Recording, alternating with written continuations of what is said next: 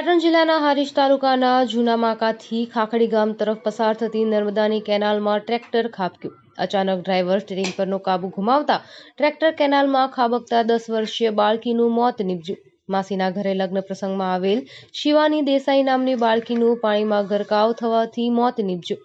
હારીજના નાણા ગામનો પરિવાર લગ્નની ખરીદી અર્થે હારીજ આવ્યો હતો। લગ્ન પ્રસંગની ખરીદી કરી પરત ઘરે ફરતા દરમિયાન આ ઘટના બની।